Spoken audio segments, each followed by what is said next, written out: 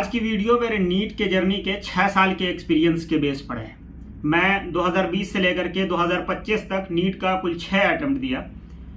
आज की वीडियो में हम स्पेसिफिकली उन लोगों से बात करने वाले हैं जिनका मार्क्स कट ऑफ रेंज से थोड़ा कम रह रहा हो, जो बॉर्डर लाइन पे है या जिनका मार्क्स ज़्यादा कम हो गया है। अगर आपका मार्क्स 550, 560 या उससे ज़्यादा है तो कॉन्ग्रेचुलेशंस, आपको कॉलेज मिल जाएगा। आप पेशेंटली अभी रैंक आने का वेट कीजिए। एक बार रैंक आता है उसके बाद किस तरह से काउंसलिंग करानी है, किस तरह से चॉइस फिलिंग करनी है, उस पर डेडिकेटेड वीडियोस लेकर आएंगे। आज की वीडियो में हम उन लोगों से बात करेंगे जो बहुत ज़्यादा अभी कंफ्यूज होंगे, डिलेमा में होंगे कि हमको क्या करना चाहिए। बहुत सारे ऑप्शंस अभी खुलते हैं, अभी रिजल्ट्स अभी आया नहीं है। पहली चीज़ तो ये भी क्लैरिटी नहीं होती है जो बॉर्डर लाइन स्टूडेंट है उनको कि क्या मुझे वाकई में कॉलेज मिलेगा नहीं मिलेगा। बहुत सारे लोगों को पता चल गया होगा कि उसे MBBS नहीं मिलने वाला है, तो वो सोच रहे होंगे कि क्या मैं ड्रॉप लूँ। वो ये सोच रहे होंगे कि हो सकता है कि मैं कोई दूसरा कोर्स ऑफर कर सकता हूँ, BDS है, BMS है, BSc नर्सिंग है, या किसी और कोर्स की तरफ चला जाऊँ। या बहुत सारे लोग सोच रहे होंगे क्या ये फील्ड मेरे लिए है या नहीं है। वो बहुत ज़्यादा अभी कन्फ्यूज होंगे। देखिए, एक चीज़ मैं यहाँ क्लियर कर दूँ कि आपका मार्क्स कम आना ये आपके लिए कोई फेलियर नहीं है, लेकिन अगर आप कोई गलत डिसीजन ले लेते हैं या इमोशंस में आके आपने कोई रॉन्ग डिसीजन ले लिया तो आपको हमेशा के लिए इसका रीग्रेट रहेगा। मैं 6 अटेम्प्ट नीट का दिया हूँ, इस वजह से मैं ये नहीं कह रहा हूँ कि आप मेरी बात मान लीजिए, लेकिन मैंने इस जर्नी में जो सीखा है, जो मेरे रिग्रेट्स हैं लाइफ के, कि शायद मैंने ये डिसीजन पहले ले लिया होता तो शायद आज कुछ बेहतर हो सकता था। वो जर्नी मैं आपके साथ शेयर करने वाला हूँ।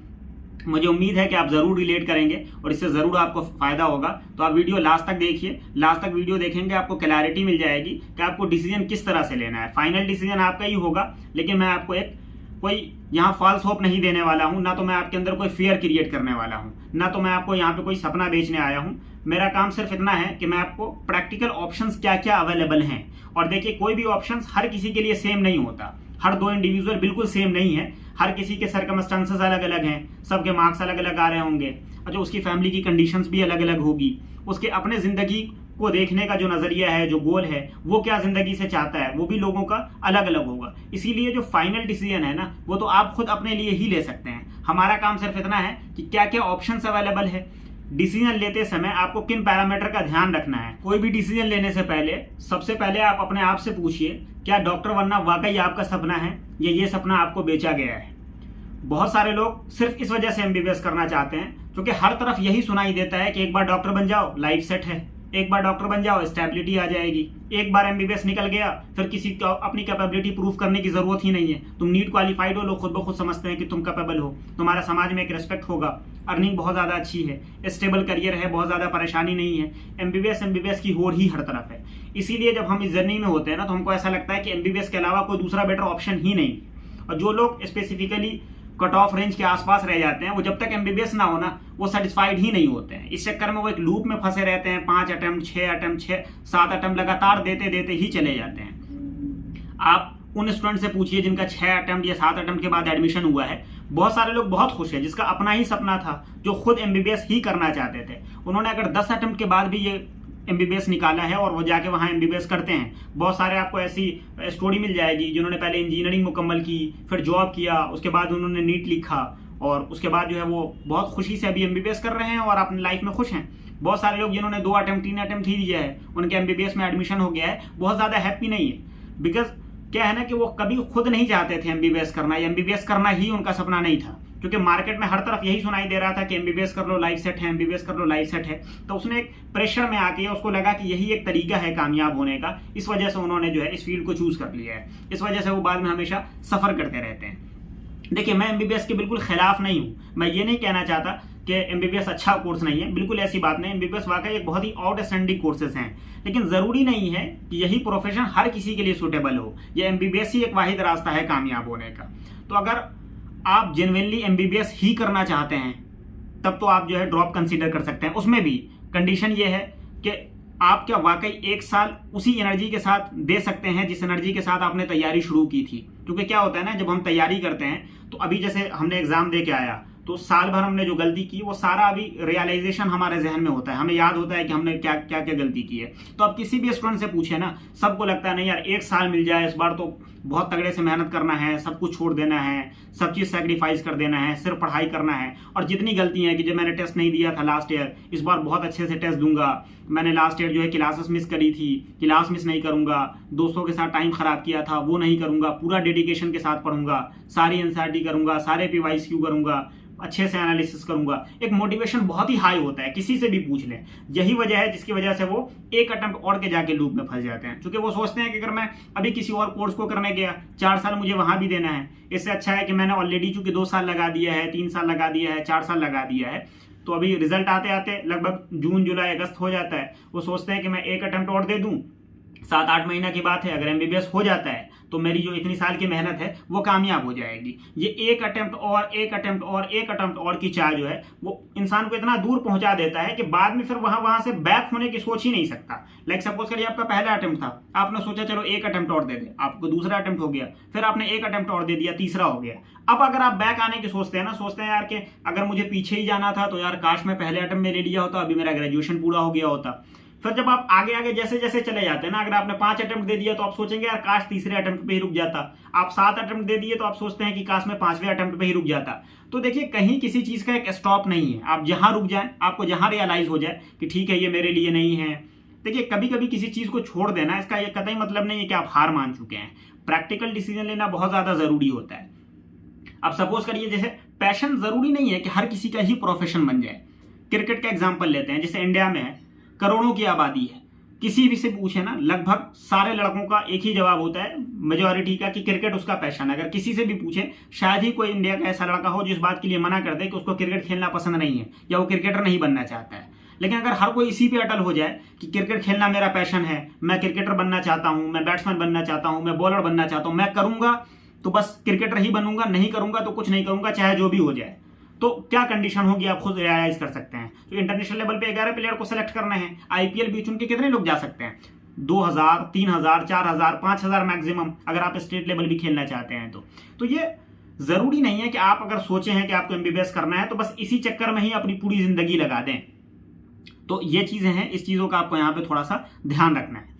दूसरी बात, अगर आपके मार्क्स 450, 500 के करीब आ रहे हैं, अगर आप एफर्ट दे सकते हैं, आपका पहला अटेम्प्ट था, दूसरा अटेम्प्ट था, तो नो डाउट आप एक और ड्रॉप कंसीडर कर सकते हैं अगर फैमिली सपोर्ट करती है।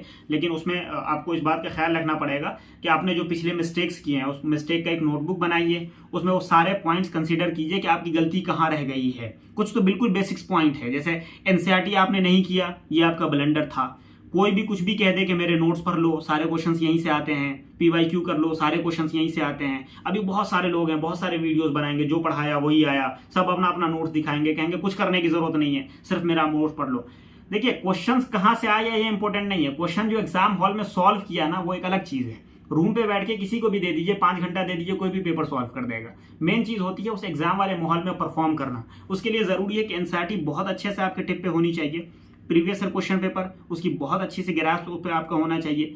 जो भी कोचिंग का है या जहां भी आपने टेस्ट सीरीज ले रखा है, उस टेस्ट को प्रॉपर तरीके से फॉलो करिए। जितने भी उसमें डाउट हो रहे हैं आपके, या जो क्वेश्चंस आपने गलत किया है, क्यों किया है, सिली मिस्टेक हुई है, कॉन्सेप्चुअल मिस्टेक हुई है, उसकी एक नोटबुक बनाइए, उसकी प्रॉपर एनालिसिस करिए, उसको बार बार रिवाइज करिए। और अगर कोई टॉपिक आपके छूट गए हो, सिलेबस कंप्लीट नहीं हो गई हो, तो उस पर ध्यान दीजिए। और जो पिछले साल की गलती है, कोशिश करिए कि इस साल उस गलती को आप रिपीट ना करें और अपने पूरी डेडिकेशन के साथ, पूरी लगन के साथ एक अटेम्प्ट और दे सकते हैं।